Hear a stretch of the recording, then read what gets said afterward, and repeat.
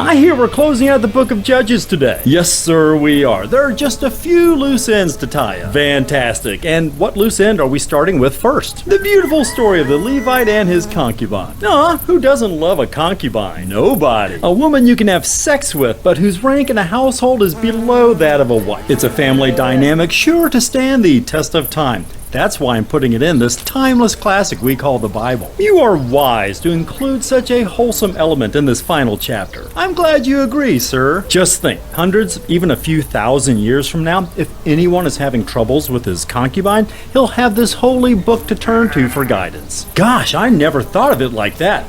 Kind of makes me feel like I've got a duty to get this right. From those to whom much has been given, much is expected. I won't fail you, sir. I know you won't. Now, the Levites are the tribe that assist in a lot of the priestly duties, right? They are. And as such, I assume they follow a higher standard of behavior than the non-priestly tribes? Well, who's to say? You. We'll see how it goes. So, in this story of the Levite and his concubine, the concubine is unfaithful to him, so she heads back to her parents' home. Oh, we're jumping right in, okay. So, do these characters have names? Well, of course I'm going to give them names, sir. I'm just going to do it later. Great. Now, you said the concubine was unfaithful. I can't wait to hear the details. What do you mean? Well, how she got to that point, and the impact on the family stemming from her infidelity. How a husband would deal with infidelity issues with his concubine versus how he would approach it with a full-fledged wife.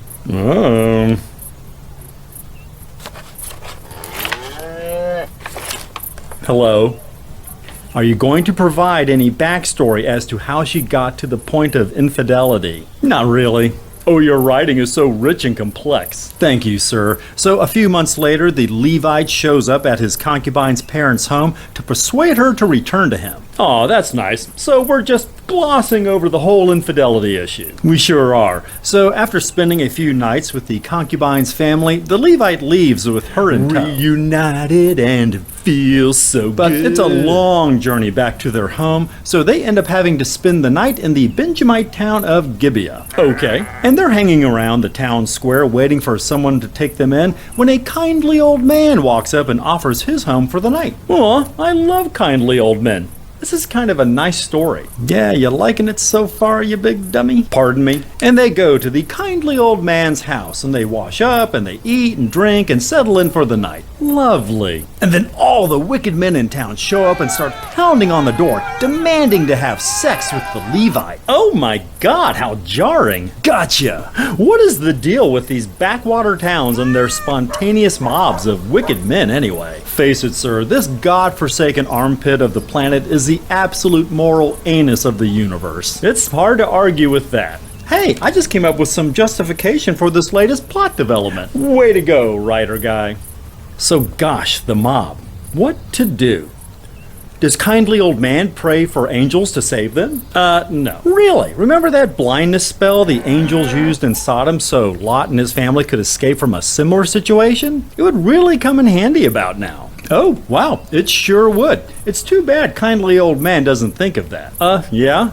So what happens next? The kindly old man offers up his own virgin daughter and the Levite's concubine to the mob if they'll spare the Levite from assault. What the actual hell, kindly old man? He's not quite what you expected, is he? You certainly subverted my expectations with that little twist, but I should have seen it coming. Really? How so? As I alluded to before, there are some strong parallels here with that Lot story from Genesis. True, kindly old man even uses language similar to Lot's to whet the appetite of the mob, saying they can do whatever they like to these helpless girls, as long as they leave his male guest alone. Wow, that is just so incredibly creepy. I prefer the adjective biblical myself. Whatever. So, no angels. Does God just personally swoop in and save these defenseless girls? Nah. Why not? Because that works. So the mob just won't listen to kindly old man. This is getting intense. So tell me, how do you write your characters out of this predicament, creative writing man? I don't. The Levite hands his concubine over to the mob, and they gang rape her throughout the night. Oh, thank God the Levites observe a higher standard. Yeah, the mob goes absolutely crazy on the concubine, and she barely makes it back to kindly old man's house before collapsing at the threshold of his door. Oh my God, that poor girl. It's bad. So the Levite must be second-guessing his decision here. He kneels next to her, expresses his priest-like concern. Nope, he just barks at her. Get up, let's go. Oh, he doesn't possess the human capacity for sympathy. Okay, none of that here. And honestly, it's probably not necessary because she seems to be dead. What? Oh God, this is terrible. So, is she dead or isn't she? It's not clear, but hopefully she is, because the Levite takes her home and hacks her body to pieces. What? I even drew a picture.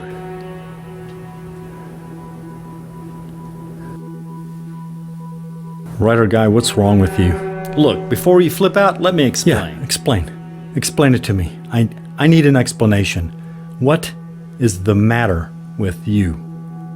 You said you didn't want any more fairy tales after Samson, so I wrote something more adult because I'm a big boy. So now that we've moved into the genre of gruesome, bloody horror, is there some reason the Levi would commit this atrocity? Yes, he needed a way to communicate how bad things have gotten without a king in power. So he figures that if he ships a chunk of the dismembered corpse to each of the tribes of Israel, that'll do the trick. That's the message the Levite is trying to convey? Yes, I'm a big boy. So what happens next, big boy? The tribes of Israel, except for Benjamin, assemble at Mitzpah to decide what to do about this atrocity that the Levite has brought to their attention. So I would imagine you would have this cowardly Levite trying to dodge any responsibility. I don't understand. Well, he's revealed his true colors, hasn't he? Not the least of which, he has hacked a human being to pieces. I mean, who does that? Golly, when you put it that way, he sorta sounds like a psychopath. Sorta? And as a psychopath, surely you have him implicating the men of Gibeah for the entire crime, including the dismemberment. No, he's totally upfront about being the one who desecrated the corpse. Really? So the council arrests him on the spot? Nope, they seem to be totally fine with it. Their only concern is with punishing the men of Gibeah who abused the concubine in the first place. Oh, wow. Wow. So the 11 tribes have 400,000 fighting men assembled, and they march toward Gibeah. Holy cow, that's a lot. A small town like Gibeah doesn't stand a chance against an onslaught like that. You'd think, right? Does God demand they use fewer men like he did with Gideon's assault on Midian? No. That's odd. Why would God balk at 32,000 men for the Midian campaign, but be okay with 400,000 here? Look, I'm going to need you to get all the way off my back about God's inconsistency regarding troop allocation. Sure, let me get off that thing. Great. So what happens next? The gigantic army moves out, and they let the tribe of Benjamin know they're coming and that they would like their help in exterminating Gibeah. Nice of them to give the Benjamites a heads up, but Benjamin decides to side with their brethren in Gibeah despite the outrage committed there. Why? I don't know. So we're on our way to yet another civil war? We're on our way to yet another civil war, sir. Oh, civil wars are tight. Yeah. I don't suppose God shows up to harden or soften any hearts in this matter. Oh, hell no. But he does show up in a little bit to help out the rest of the Israelites against Benjamin when the fighting actually starts. Better late than never, I suppose. And during God's absence, Benjamin kills 40,000 Israelites despite being outnumbered 15-1. What? How is that even possible? See, there are only about 27,000 Benjamites facing the combined 400,000 men of the other tribes. Those are impossible odds. Not if only one tribe at a time attacks, and God doesn't help until after they've suffered terrible losses. What the heck is going on? Of the 11 tribes available, only the tribe of Judah attacks initially. The tribes are going to attack one at a time? Apparently, who rubber-stamped such an idiotic battle strategy? Field Marshal Yahweh. Did he switch sides? Nope, God is definitely on Judah's side, but he sort of sits things out at first. Why? Because, and without God's help, Judah gets absolutely bitch-slapped by Benjamin.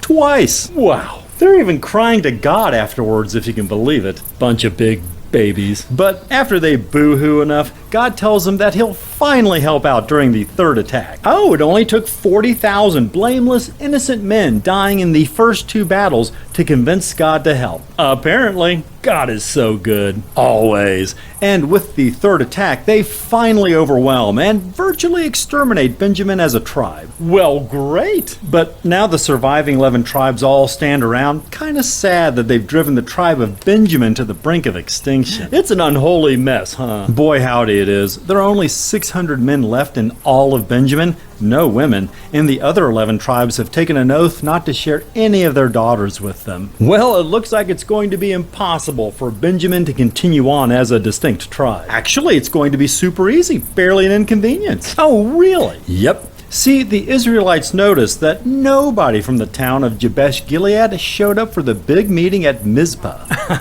Maybe they didn't get the memo. Maybe so.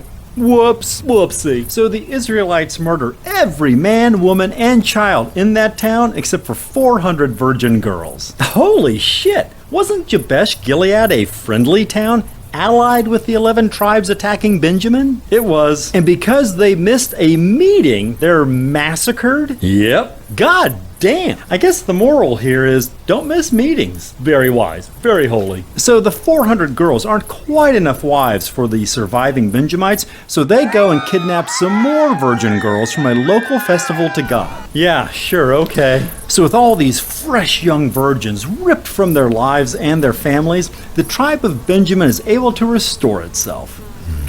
And yeah, that's the end of the book of Judges. What do you think? My brain hurts and I think my soul might be dead. I'll bet a fairy tale story would be a nice follow-up. Nice try. Though I could definitely go for a gentler story next time. All right, I could try a different genre, maybe a different perspective. Hey, you know what I'm wondering about? All those virgin girls whose lives have been turned upside down by these events that God has set into motion. Seriously, who gives a crap what they think? No, you misunderstand me. I wouldn't mind a story that illustrates how choice the pickings become for guys like us when the ladies fall into peril. Oh yeah. Let me think on it.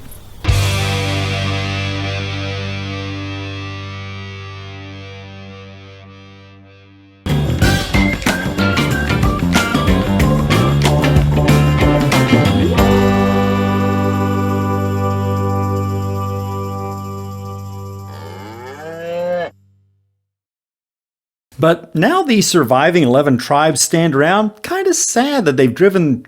Fuck. But now the surviving 11 tribes stand around, kind of sad that they drew... Fuck. They've drove... Shit. But now the surviving 11 tribes stand around, kind of sad that they've... God, flip.